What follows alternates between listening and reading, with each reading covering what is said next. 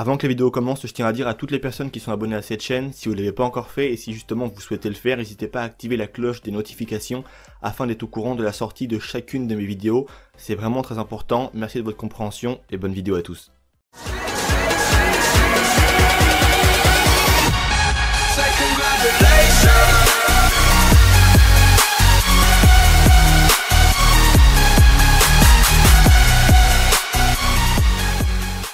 Yo les gars, vous allez bien ou quoi? On se retrouve pour une toute nouvelle vidéo aujourd'hui, les nouveautés de la semaine sur GTA Online. On est parti pour découvrir tout ça ensemble. Je vous mettrai bien évidemment comme d'habitude le lien en description. Ça nous vient tout simplement de Rockstar Games eux-mêmes. Ça vient de tomber il y a de cela maintenant peut-être 2 minutes sur Twitter. Donc j'attendais le communiqué si je puis dire et l'article officiel de Rockstar Games justement avant de faire cette nouvelle vidéo. Donc on est parti. On a justement le nouveau mode entre guillemets qui est un remix qui s'appelle Running Back que vous connaissez tous. Je vous mets également aussi l'image à l'écran. Donc c'est ce mode. Ils nous disent participer à l'un des 7 nouveaux circuits de Running Back Remix et remporter le double GTA $ et RP jusqu'au 1er octobre. Donc si vous jouez à ce mode jusqu'au 1er octobre justement vous pourrez tout simplement débloquer un double RP et un double GTA $. Donc c'est plutôt cool. Ils nous disent également aussi qu'on a a priori avec cette nouvelle photo de nouveaux camouflages qui vont être déverrouillables si on joue jusqu'au 24 septembre pour justement le Menacer et la Pegasi Oppressor MK2. Donc c'est les deux camouflages qui sont actuellement à l'écran qui seront gratuits si vous jouez jusqu'au 24 septembre. On voit bien que Rockstar veut vraiment que les joueurs entre guillemets restent sur GTA Online, même si à proprement parler il n'y a pas vraiment de très grosses nouveautés entre guillemets. Je pense que vous avez compris vraiment ce que je veux dire. Il n'y a pas de gros nouveaux véhicules ou de choses assez extravagantes qui plaisent aux joueurs habituellement. C'est plus des petites réductions comme c'est le cas de temps en temps quand il n'y a plus trop de nouveautés présentes sur GTA Online. On a aussi également la popularité de la boîte de nuit qui est présente en x2, c'est le cas de le dire, jusqu'au 24 septembre. Je vous mets également aussi à l'écran le petit screen. Et nous disent de plus, si vous souhaitez négocier quelques accords commerciaux illicites cette semaine, approvisionnez-vous en profitant d'une augmentation de la vitesse de 25% pour les productions des boîtes de nuit et également aussi des business de motards. Donc ça c'est cool, la vitesse de production augmente de 25%.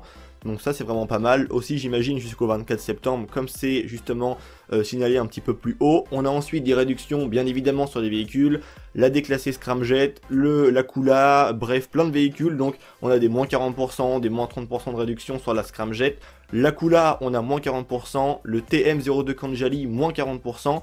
Le cabine 200 d'opération mobile, moins 40%, le Mammouth Avenger, lui aussi, moins 40%, et justement le Insurgent Pickup, moins 40% de réduction, et je vous mets d'ailleurs tout ça en screen à l'image, et également aussi dans le jeu au passage, puisque j'y record au préalable le petit gameplay. On a également des réductions sur deux véhicules, qui sont pas des moindres, puisqu'on commence par la Pegasi Zone Tourneau, qui est en réduction à moins 40%, et ouais, c'est plutôt choquant, la Zone Tourneau, moins 40% de réduction, donc ça fait plaisir. Il y a également aussi tous les prix qui sont à l'écran avec le gameplay, comme je tiens à le repréciser. On a également aussi la Pegasi Tempesta, moins 40% de réduction. Et sur le site Southern San Andreas Super Auto, on a le Karin, enfin la Kuruma tout simplement, avec moins 40% de réduction. Et on a la Humber Match Sentinel classique avec moins 30% de réduction.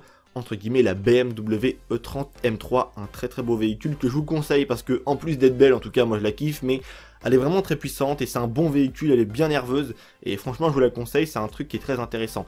On a également aussi des installations qui sont à moins 30% de réduction, les hangars à moins 30%, les bunkers eux aussi moins 30%, entrepôts de marchandises spéciaux moins 40% de réduction et entreprises de motards aussi moins 40%, donc ça fait quand même toujours plaisir.